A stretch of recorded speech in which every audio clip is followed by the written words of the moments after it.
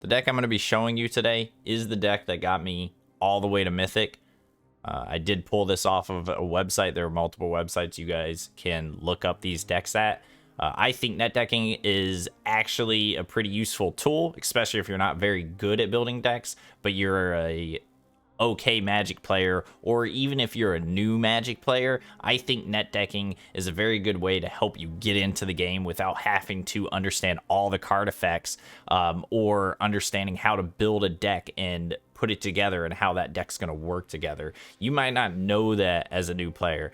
I am a new player, so I don't know everything, especially if you take a long break from Magic. For me, I have about a year's experience into Magic, and I'm coming back to it after a year-long break. So I don't know the meta, I don't know the new sets, and I play Standard because Standard's easier for me to understand and learn since it limits how many cards are available for people. So I only have to learn these cards as a new player to Magic, and I can dive into older cards and play other formats of the game at another time if I feel like it. So starting with Standard and pulling a deck off of the internet that somebody has already built that has stats that actually perform well helps me get started into the more competitive atmosphere and learn the game a little bit easier.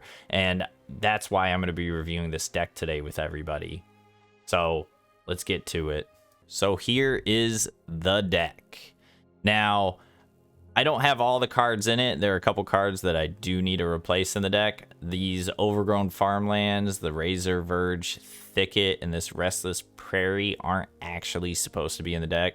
I'm supposed to have one more Cavern of Souls in the deck, and these lands are supposed to be replaced with a different green-white land. I think it's called Brushland, I believe. Brushland, what it does is it enters the field untapped, and I can tap it for a white or green mana, but I pay 1 life. So it's a very good multicolored, dual-colored land in the deck. Now, again, being new and returning to the game, I don't have all the cards that I'm supposed to have or need, so I had to deal with some of my older cards and make this deck work. Other than that, though, this deck is complete and ready to go, and it helped me get back into the game, which I hope it does for you. So let's start with going over some of the cards, trying to explain some of the effects and how the deck works. Don't take this as me teaching you the game. I'm not very good. I do make lots of mistakes, but hopefully it showcases the deck well enough and helps you understand how to play it. So starting over here, we have our 1 mana cost creatures. They're all 1 white mana. So Lunarch Veteran is the first one. Now, Lunarch Veteran, I did play with him whenever I played the game way back when, about a year ago, and this is, in my opinion, a very underrated card. So his effect is whenever another creature enters the battlefield under your control, you gain 1 life. So by turn 1, I can play my land and I can get a Lunarch Veteran on the field, and then every creature after that I'm going to gain life for, which is never a bad thing. Gaining life in a competitive game mode is great. It can help you outlast certain players, certain aggro decks. What I've noticed is that the mono red decks, they're very aggressive, and one of the only ways to outlast them is to have a little bit of life gain. So not only that, is if Lunarch is destroyed, he can be played from your graveyard, summoned as a Spirit Cleric on the flip side. Whenever another creature you control leaves the battlefield, you gain 1 life. If Luminous Phantom would be put into a graveyard from anywhere, exile it instead. So instead, you can pay 2 to bring Luminous Phantom into the field from your graveyard, and then it is a 1/1 with flying. And if any creature leaves the battlefield, whether it's destroyed, exiled, sent back to your hand, you gain 1 life, which is also very good. So if you have a Lunarch Veteran on the field and a Luminous Phantom on the field, you can continue gaining life no matter what happens. But if Luminous Phantom is then destroyed in battle on the field, it gets exiled, so you can no longer play it. Next card up is Skrelv. Now, this is the key card, in my opinion, to this deck. Skrelv, Defector Might. Now, he came with a set that I did not know, and I have not learned. So this was new for me. He is a Phyrexian, and Phyrexians pay a different type of cost. Down there, you can see the little symbol next to the tap symbol, and that is the Phyrexian cost. And so over here, this is why I like Magic the Gathering Arena, it says Phyrexian mana can be paid with either 1 plains, because he's a plains, or 2 life. So you can pay with either of those, then tap him and use his ability. Now, his ability is only usable the next turn after he comes out. He suffers from summoning sickness. All creatures suffer from summoning sickness, so their abilities cannot be used until the next turn unless they have haste. That's still a rule I'm still getting used to and understanding myself. But if you're new to the game and you feel like you want to net deck this, do understand that you have to summon Skrelv first on your first turn. You won't be able to use his ability, and then by your next turn you'll be able to use his ability from then on out. So Skrelv's ability is he has Toxic 1, which means if he hits an opponent, he puts a poison counter on them. If an opponent gets 10 or more poison counters, they lose the game. So if you want to, you can hit the opponent 10 times with Skrelv. Now, Skrelv cannot block, so you can't use him to chump block anything, but honestly, you don't want to do that anyways. You want to keep Skrelv on the field to protect your creatures because of the next ability, which is pay Phyrexian mana and tap. Choose a color. Another target creature you control gains Toxic 1 and Hexproof from that color until end of turn. It can't be blocked by creatures of that color this turn. So what that means is you pay the Phyrexian mana cost. If you have 1 plains open, you pay that, or you pay your 2 life. You tap Skrelv. You choose one of your creatures on the field, and then you choose a color. Now, your creature gains Hexproof, meaning they can't be targeted by spells or abilities your opponent has of that color. So if they use a blue spell to send your creature back to your hand, you can hexproof it and protect it from being sent back to your hand, and then their spell goes to the graveyard unusable. So you use it as kind of a counter. Sometimes you can pre-plan for it, but it is better to use Skrelv to counter somebody trying to remove one of your creatures from the field. Unless you're going full aggro, you can also do this on the other side, and you can protect your creature from being blocked by them. So if you're versing somebody who, I use mono red as an example, you want to, and they have a wide field, they have a lot of creatures on the field, and you want to swing through those creatures and hit them directly, you can use Skrelv's ability to protect your creature and your from red creatures, and now you can't be blocked by red. This does get a little bit more difficult when people have multiple colors in their deck, so you have to fight and plan accordingly, but I think Skrelv is a key figure to this deck as a mono white aggro deck. So Warden of the Inner Sky is the next card in the deck. This is also a very powerful 1-drop for this deck. As long as Warden of the Inner Sky has 3 or more counters on it, it has flying and vigilance. You can tap 3 untapped artifacts and or creatures you control and put a +1/+1 counter on Warden of the Inner Sky, and then you scry 1. You can only activate this ability as a sorcery. So what this means is that you can tap 3 of your creatures, you can tap 3 artifacts, you can tap 2 creatures and artifacts, so on and so forth, and Warden of the Inner Sky is going to get +1/+1. And then you're also going to scry 1 on the top of the deck, which means you look at the top card of your deck, and then you choose whether to keep it at the top or put it to the bottom of your deck. So very helpful if you're looking for stuff, or you don't need a land draw next turn, you're trying to look for removal. Say you look at the top card, it's a plains, you don't want it, you put it at the top, the bottom of your deck. Not to mention, once you do this 3 times, and you can activate this ability as many times as you want on your turn, assuming you have untapped creatures or untapped artifacts, you can get Warden of the Sky 3 counters, which will make Warden of the Sky a 4/5, and then Warden of the Inner Sky is flying and has vigilance, which means you can attack without tapping, so then the next turn you can defend. So, and you're flying. Flying is already a hard enough thing to combat unless you have other flying creatures, or reach. So Ward in the Inner Sky, very powerful 1-drop. The 1/2 is also very good for a 1-drop, being able to kind of be a blocker early on. Now we're going to move over to our 2-drops. Now the 2-drops are, these are also just so good. Copper Coat Vanguard.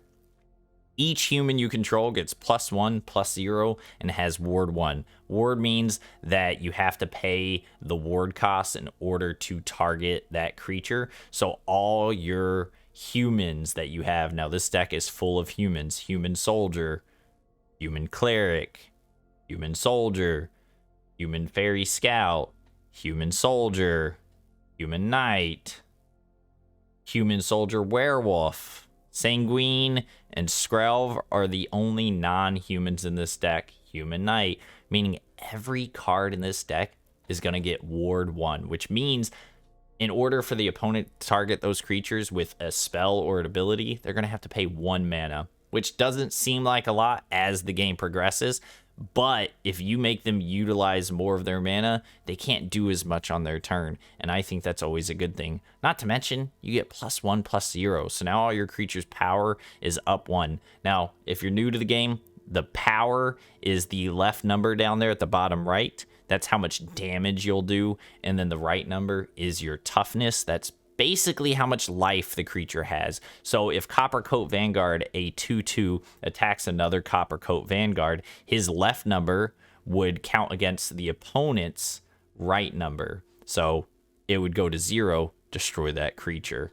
So that's an oversimplified version of that. Their total toughness, total power is those, or their total toughness is those 2 numbers added together.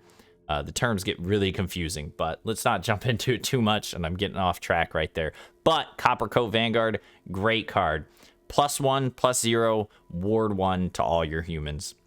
Moving on, we have Kellen, Daring Traveler. So this is a mono white deck. The only reason it would be a white-green deck is because Kellen has this journey, this sorcery adventure. Now, adventures are, you can send the creature on an adventure, and that ability happens. Now, you could summon this card from the adventure, which means they're not in your hand. It's a weird rule. I don't understand too much. It does explain right here, you may cast, for adventure, you may cast this card as an adventure. After you do, exile it. You may then cast that creature later from exile. So the good thing is that it can't be targeted in your hand. It's in exile, and they can't really target it in its exile. So you'll be able to summon it whenever you want. So you can get it out of your hand, and you can keep the card safe. Not only that, the adventure is pretty powerful itself. So let's start with that. Create X map tokens, where X is 1 plus the number of opponents who control an artifact. So if your opponent has 1 artifact on the field and you cast this spell, you'll get 1 map token plus another map token, right? If they have no artifacts on the field, you're just going to get 1 map token. Now, what is a map token? You pay 1 mana, tap the map token, sacrifice this artifact, target creature you control explores. Activate it only as a sorcery. Exploring, over on the right, reveal the top card of your library. Put that card into your hand if it's a land. Otherwise, put a +1/+1 counter on this creature. Then put the card back or put it into your graveyard. So, if it's a land, put it into your hand. If it's a creature, the creature that when exploring gets +1/+1.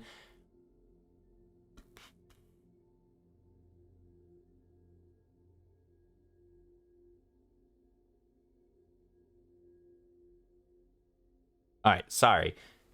Otherwise, put a +1/+1 counter on this creature. So, if it's land, you put it into your hand.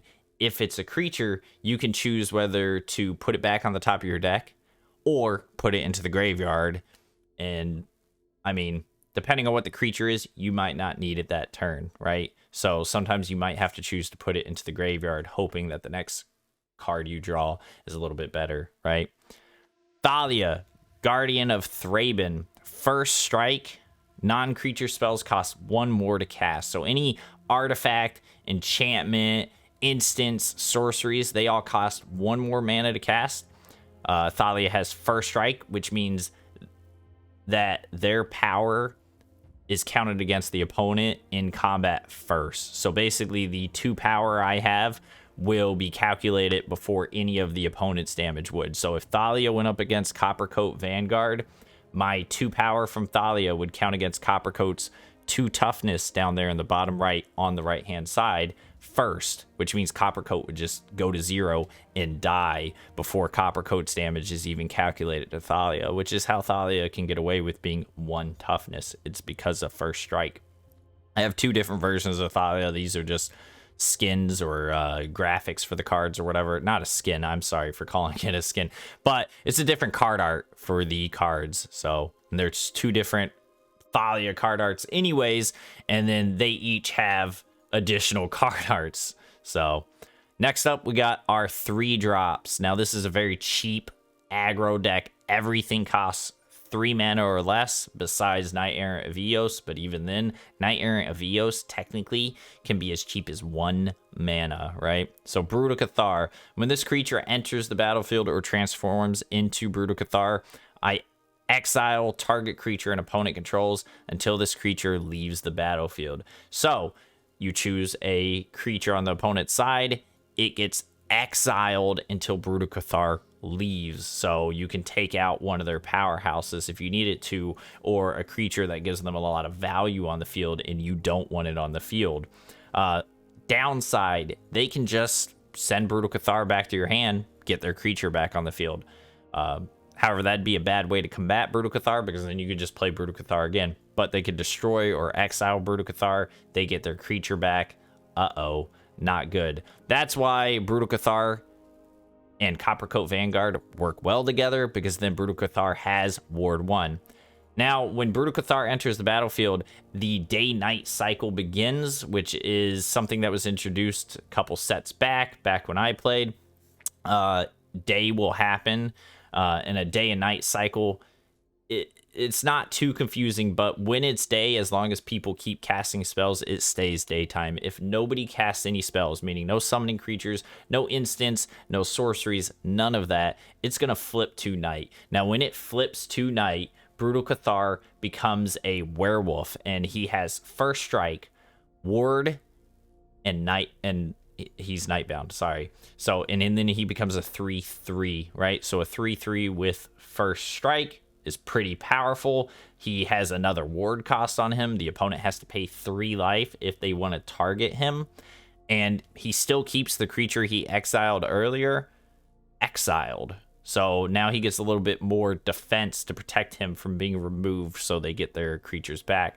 The positive thing to Brutal Cathar is that if you cast 2 spells during anyone's turn, so if the opponent casts 2 spells or you cast 2 spells on your turn, it'll flip it to daytime, and Brutal Cathar will be entering the battlefield again, and then you're able to exile a second creature. So you could use your Brutal Cathar to exile tons and tons of different creatures. Downside, they destroy your Brutal Cathar, all those creatures come back to the field. So use it at your own risk, but it is a very good removal that's very cheap, so that way you can be swinging at the person's face all day. Next up, we have Sanguine Evangelist, who is a 2/1 with Battle Cry. When Sanguine Evangelist enters the battlefield or dies, you create a 1/1 Black Bat creature token with flying. So there's the Black Bat creature token. It is a 1/1 with flying, which is pretty good anyways. A lot of people don't have protection against flying unless they have flying creatures. Sanguine Evangelist has the ability Battle Cry, which says whenever this creature attacks, each other attacking creature, not Sanguine doesn't get this, but every other creature attacking gets +1/+0 until the end of turn. So if Sanguine and the bat were to attack at the same time, that bat becomes a +2 becomes a 2/1 in the air. It gets +1 to its power, so it becomes a 2/1 attacking from the air. And then Sanguine is a 2/1 attacking. And then if Sanguine dies, he just turns into another bat. Or she, sorry, it's a she. She just turns into another bat. So now you have 2 flying creatures. So it's okay if Sanguine dies. You get that Battle Cry effect, and now it's dead, and you get another creature back on the field. So it's kind of a powerful card. I think Sanguine helps more for Knight Errant of Eos, but we'll get into that in just a second. The last 3-drop we have is Adeline. Now, she is a humanite creature with star 4 for power. Adeline has vigilance, which means Adeline can attack without tapping, so that way you can still use it for defense on the next turn. Adeline Resplendent Cathar's power is equal to the number of creatures you control. Whenever you attack for each opponent, create a 1/1 white human creature token that's tapped and attacking that player or planeswalker they control. So the human 1/1 token enters the battlefield tapped and attacking at the same time. And it doesn't matter if Adeline's attacking or any of your other creatures on the field, that ability is going to go off one time for each opponent. Right? So Adeline's power is based on how many creatures you have on the field. So if you have 4 creatures on the field, including Adeline, Adeline's power is 4 and then toughness 4.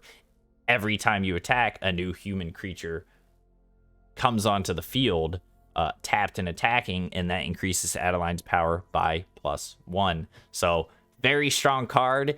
Adeline mixed with Skrelv. If you use Skrelv's ability to protect Adeline to attack and hit the person in the face, Adeline can get out of control, and you can swing at them for 11 damage. You could swing at them for 6 damage, 8 damage, 20 damage. Depends on how many creatures on the field if you go super wide. And when I use the term going super wide, we mean getting a lot of creatures on the field that go very wide. It goes wide exactly as you imagine it. So anyways, moving on, let's get on to the last card, the last creature card on the deck, Knight Errant of Eos. Now, Knight Errant of Eos is a 4/4 human knight with Convoke.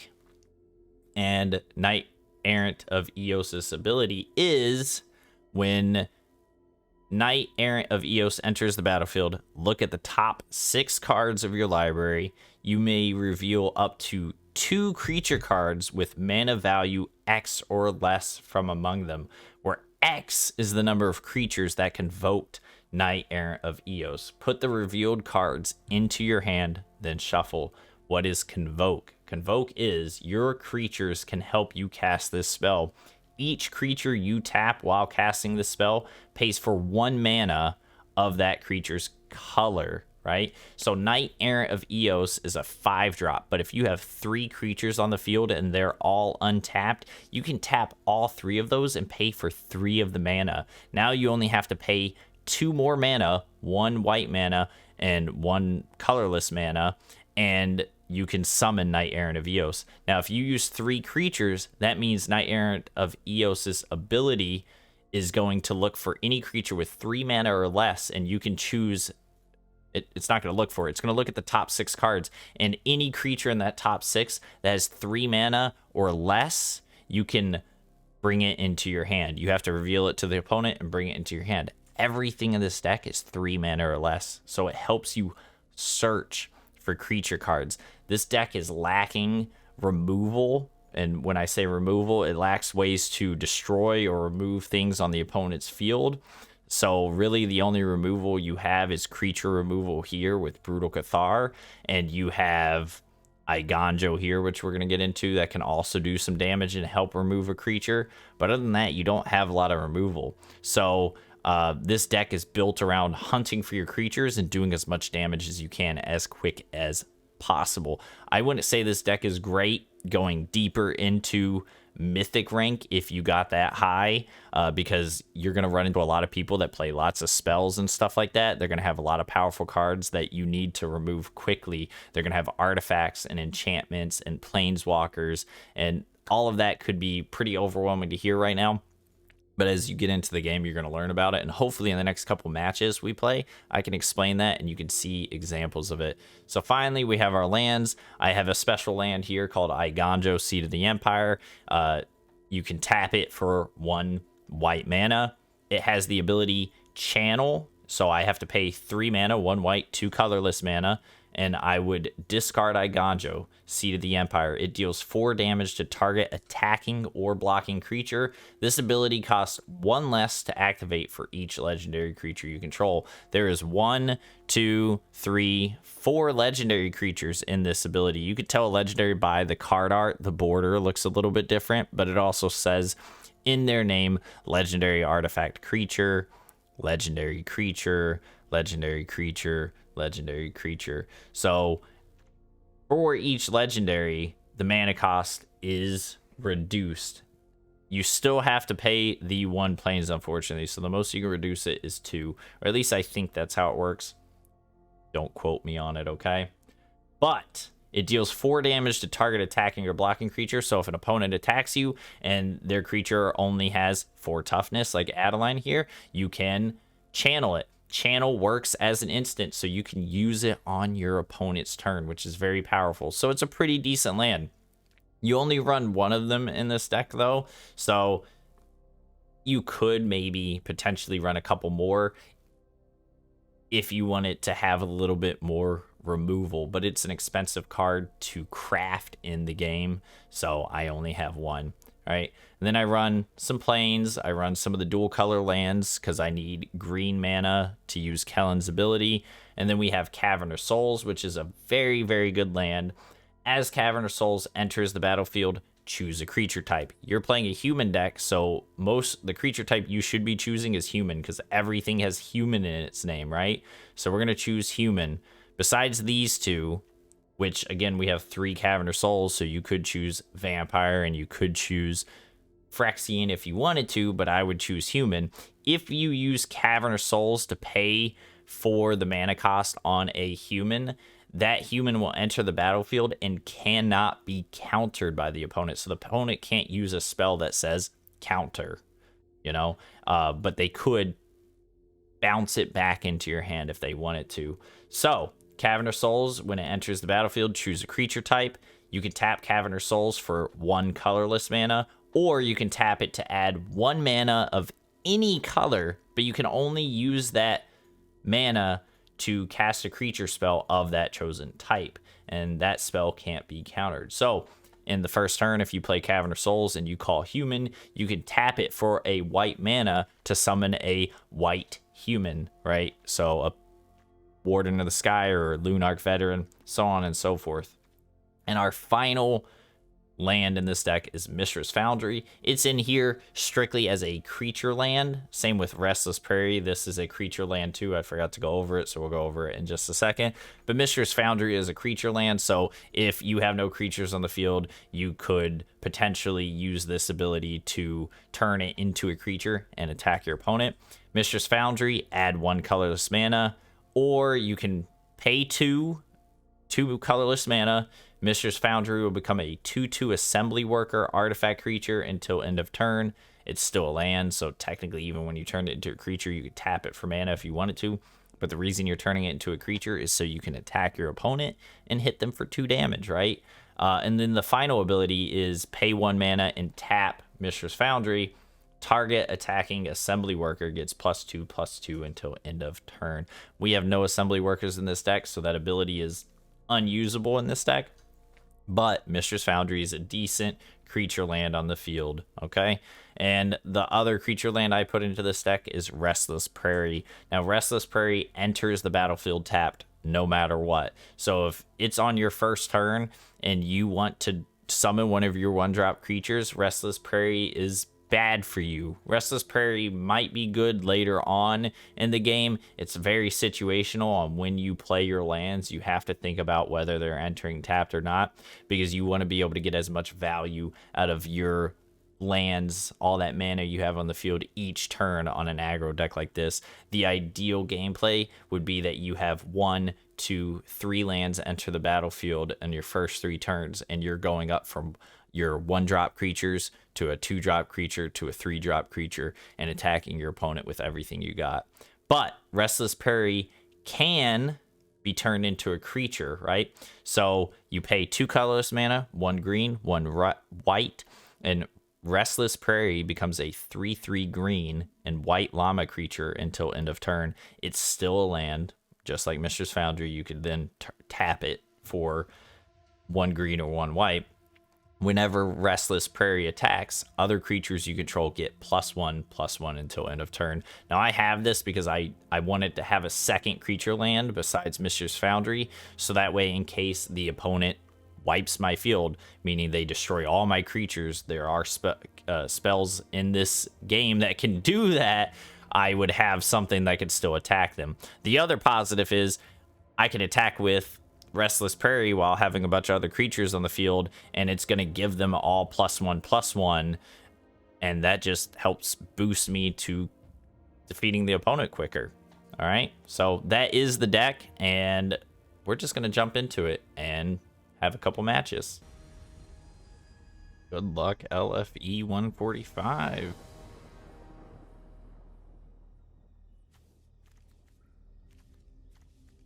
We absolutely do not keep these hands. We do keep this hand and pray. We hope and pray. Play Plains, drop Skrelv. Hope we draw turn 2. We got Asterion as his avatar, so he's obviously amazing. Alright, we don't get anything, so we're just gonna attack.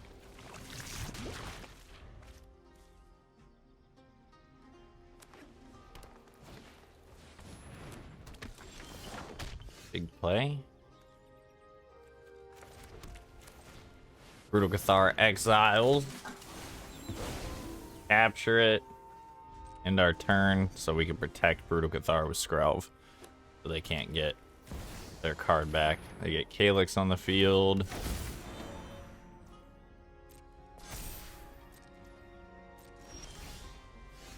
And we're gonna go ahead and capture their Calyx.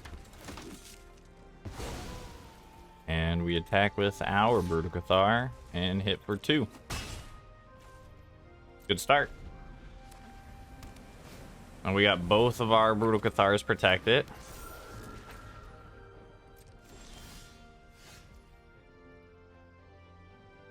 And we could flip.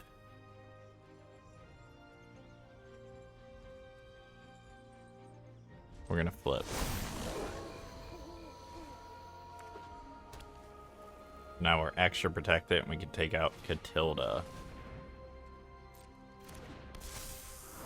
They're playing an enchantment deck with Catilda. Tons of enchantment creatures. They boost their cards up a ton. And they're going to hit us for 5. And they have life gain, so they're going to get 5 life back. Big hit. They double cast, we flip, we take their Catilda, and we take their Weaver. They actually saved us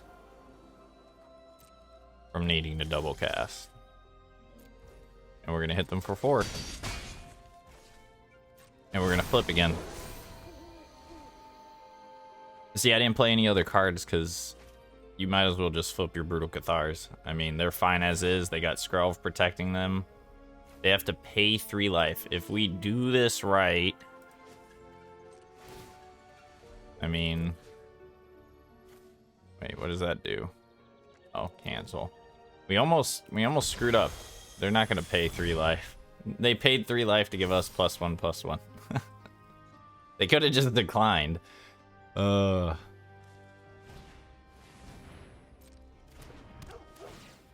get a draw. If they double cast, they just lose their Spirited Companion. They lose both of them. Triple cast.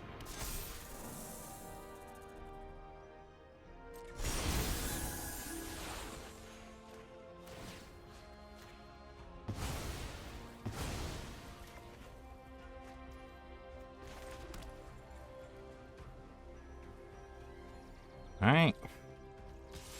We hit for 2. And we don't cast, we flip again for more protection.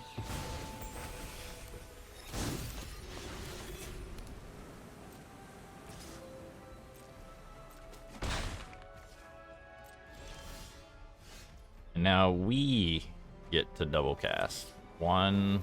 We're going to use some cheap double cast, though. And we have first strike, so we're going to go ahead and swing. This is risky because they could have a... Oh, they let us hit. In turn, flip.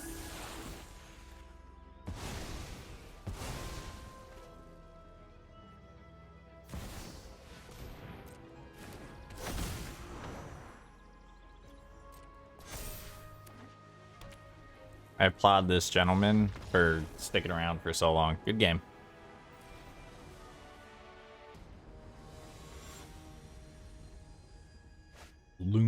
Lunja. Good luck, Lunja. This is a very good starting hand. We got a 1-drop, a 2-drop, a 3-drop. We're gonna keep it. They go first and they drop a cavern. Oh, I mean a cave, sorry. Caves of Koilos. They got bats. Seen this deck before, not 100% sure how it works.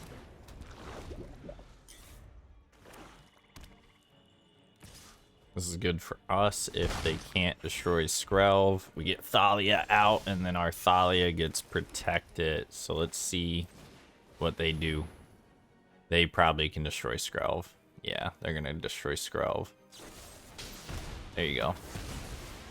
Called it. This is good. They just gave us map tokens. Amazing.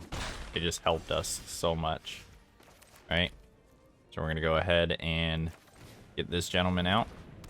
Go ahead and do this. Pay that.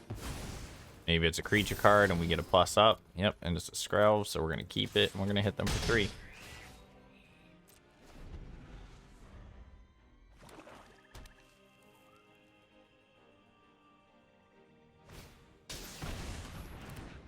Alright, they're gonna get rid of Thalia. We're making all their turns very expensive right here. It's fine by us. We're gonna go ahead and do this. We're gonna do this. And we're gonna do this. We're gonna put that in our graveyard, because we can get him back. And we're gonna make a big Lunarch veteran. Perfect. And we're gonna hit for 3.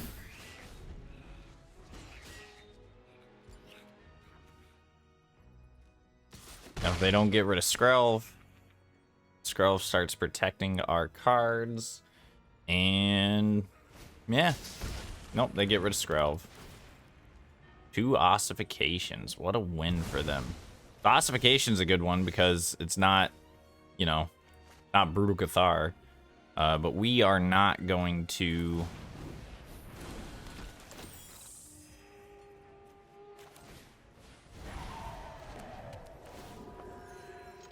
We're not going to get rid of that Ruin Lurker bat.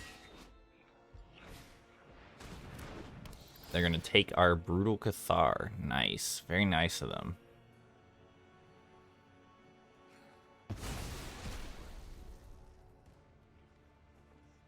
They got a lot of capture cards. Ossification, Deep Cavern Bat.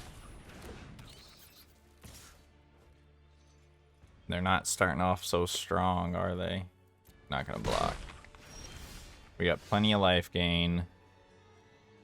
We are not hurting here. We're gonna attack with both of these. Get a copper coat off the top. Nice.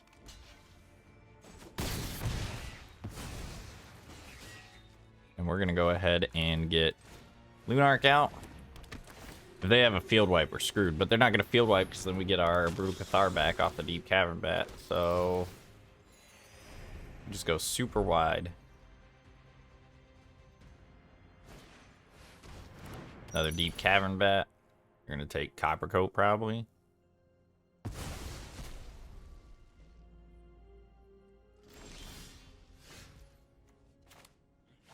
I mean, it's unfortunate for them because we just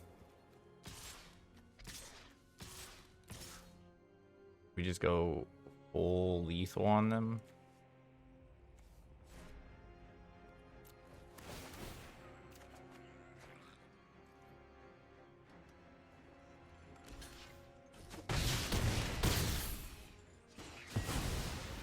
Could have probably hit lethal there, and then I wasn't paying enough attention. All right, we're gonna get our knight out. Good game. That's how you play that. Good luck, Damus 1984. Let's go. We're going first with no one drops. Oh, this is not looking good for us. We're gonna go ahead and keep this, and we are going to get rid of Sanguine. And we're gonna have to enter tapped. Next turn we get something on the field. Oh, cool. We can get Warden on the field, so that's what we're gonna do. Hopefully we can top deck a land and we can get Adeline out. Nice. They're gonna get rid of Adeline. Or the knight. Okay. We don't top deck land. Of course not. Go ahead and get a treasure token. And scry. Nice.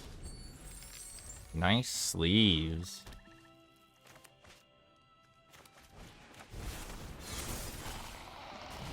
Flex.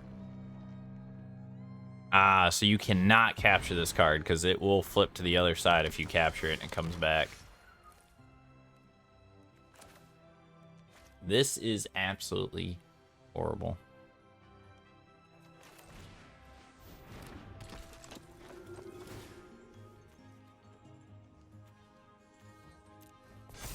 Lands, who needs them? We have to keep that. We gotta let that land come out. They get 3 life back. They're gonna get rid of Adeline. And control. Very strong. It is okay. We are going to double drop. And get as much life as we can out of all this. And we're gonna go ahead and tap all 3 of these and get ourselves a little bit bigger. No attacks. We're gonna get in the air. They have to get rid of our Warden. Which is what they're thinking about. They're gonna make us sacrifice a creature. That's a weird flex, but okay.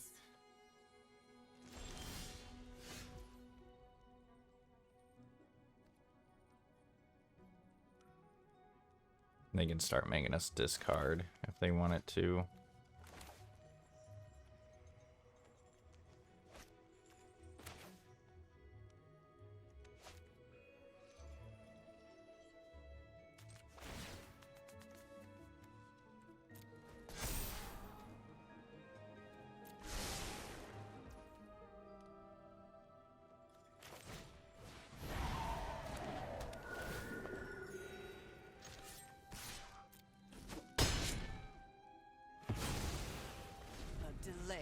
Nothing more. Nice. All they gotta do is build up enough mana to flip this thing, though. The Oldred, not bad. They're getting kind of desperate. I think we've survived long enough on them. We're gonna go ahead and get this second copper coat out. And we're gonna go ahead and get this. We're gonna tap, tap, tap, tap. And we're going to pay 1. We're going to look at anybody that's 4 and less. And we got a Thali on a Kellen. Nice. And then we get to swing at them from the air for 6. End our turn.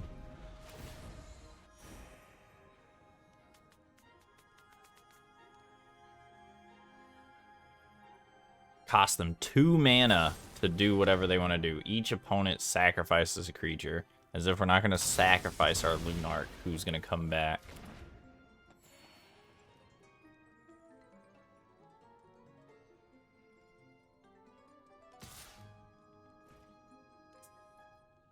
Yeah, we're not going to block that. We'll take the 3.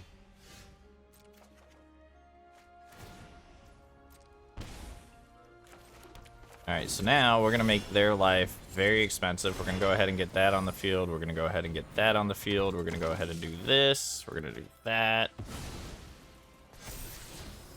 Put him in the graveyard. Good game. So overall, not a bad deck. It gets the job done. We were able to get all the way to Mythic with it. I'd say it's not the most powerful deck you could use, but it will definitely get the job done grinding and climbing all the way to Mythic. However, once you hit Mythic, I think you would have to change it up. This kind of mono white deck probably wouldn't hold its own for too long in Mythic. I actually lost quite a bit of percentage in Mythic rank running this deck and then a couple other different decks. I'd say that you would probably need to get a little bit of control in this deck. Hopefully you can, a little bit more removal. You need to remove stuff from the field from your opponent.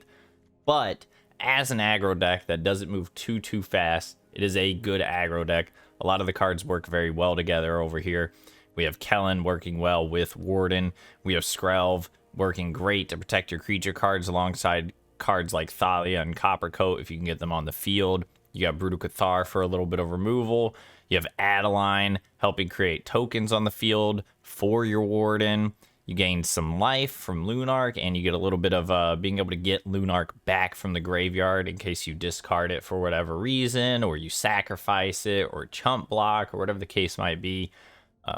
You get a lot from Sanguine creating a token, a little bit of extra damage if Sanguine Evangelist attacks. And all of this ultimately helps Knight Errant get out. Knight Errant helps you draw more cards. So every card works together very well. It's a very good mono white aggro deck. In the long run, it will get you to Mythic, and it might get you a little bit higher. However, I think your win rate's going to drop. Currently, this deck has about a 60% win rate for me. There are some colors that it performs very well against, so if you run into those colors, you're going to do fantastic. However, you still have to play a little bit reserved against some decks, like maybe a mono red and stuff like that. You're not going to get off the ground as quickly as they are, but you can burn them out and survive thanks to the life gain. There are some destruction decks that you can, the black targeted removal decks that you're going to be able to outlast, being able to get more creatures on the field because of Kellen, because of the Knight Errant of Eos and stuff like that. So overall, pretty good deck. 60% win rate, getting up to Mythic. Once it hit Mythic, we lost a lot of percentage there. I'm going to show you the stats right now real quick. So here's the stats. We're at a 60% win rate. We win 66% of the time on the play, which means we go first. Every time you go first, in Magic, in a card game like this, when it's a 1v1 situation, you have a higher chance of winning, and I will always say this, if you go first. If you're on the draw, which means you're going second, and you get the first draw, I have a 53% win rate with this deck. So as you can see, going first is the fastest way you're going to rank up with this deck.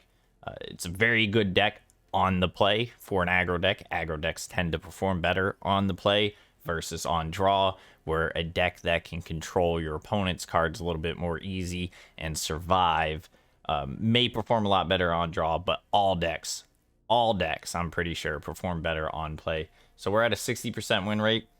118 of our matches we won. We lost 79 matches. 60% is really good. You can get Mythic with just barely being over 50% win rate. If you're at a 52% win rate, that means 2%, that little 2% extra will let you slowly climb. However, that is a little bit of a slog. So again, I say this deck is very good for a net deck that you could pull off the internet to climb yourself to Mythic. And I would suggest anybody who likes to play mono white to use this as a net deck to get yourself to Mythic. If you've never been Mythic before, this is the deck to do it. However, I would like to disclaimer that climbing to Mythic is a slog. It will take you a while. You are going to hit the ranks in Platinum and Diamond where players start getting better. They have better decks. They are very smart about their plays, and you have to also be that way.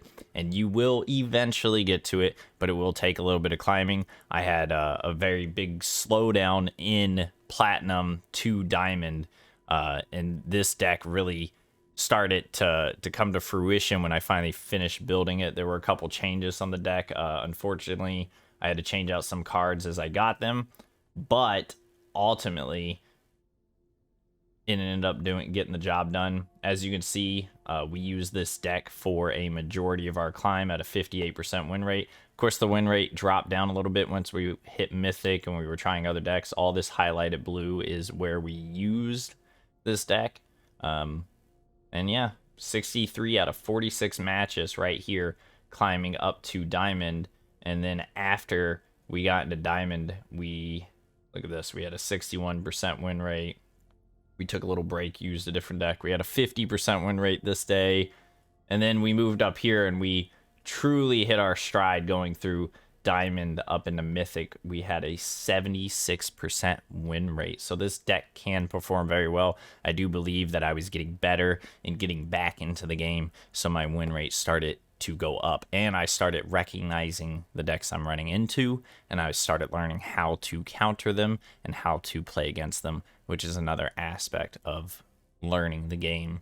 And net decking can help because you can use decks that may have performed poorly previously against certain decks, and they begin to perform a little bit better as you learn how to counter those decks with your current deck. However, sometimes there are some matches that the deck just is not going to perform well with. As you can see, here's our matchups with this deck against mono red. We have a 66% win rate, so we can survive mono red. Mono red is a very scary deck to run up against. It goes very, very quickly. They will hit you very, very hard, and you do have to focus on life gain. And then we got mono black. We perform amazingly well against a mono black deck. We're at a 93% win rate with 14 wins and 1 loss. So GG's a mono black. And you have a couple different colors. I'm still new to the game, so sometimes I forget the color combinations. As you can see, I believe these are the, as you'll hear people say it, the domain decks, and they run cards that have an ability called domain. Domain deck whoops this deck's butt. Domain decks are a big part of the meta currently. They have a good win rate themselves. They have lots of control, survival, and but they take a long time to win. The matches go on forever. I'm a fan of aggro decks because I like to get my games done quickly so I can rank up faster. And as you can see, we perform pretty well against a majority of decks. Again, we got a white blue. This is, again, up here with the domain decks. It is a control style deck. Blue has lots of control. Black has lots of destruction. And then we're down here at white blue, more control. If you run up against control decks, they will outperform you, unfortunately. If they can destroy your cards, if they can hold the field and control the field, you're not, and the match lasts too long, you're not going to perform so well. But ultimately, there are a lot of good matchups here you can perform very well against, and there are a lot of matchups that, again, incorporate lots of control and destruction and damage you're not going to do so well against. But ultimately, a total of a 60% win rate, I'd say this deck is good. You should build it yourself if you can. My next review is going to be a cheaper deck that I believe could grind all the way up to Mythic itself. After today, the season is resetting, and I plan on using that deck, and it is going to be a mono red deck that is very, very cheap and has only one Mythic card in it, and the rest of them are uncommon and common, and I think that is awesome for somebody who's first coming into the game, and they don't want to spend a lot of money, but they want to be able to grind up all the way to Mythic, which I say is very good because getting to Mythic will allow you to reap the rewards from obtaining Mythic rank. Hope you enjoyed this video. If you did, please like and subscribe. Catch you next time.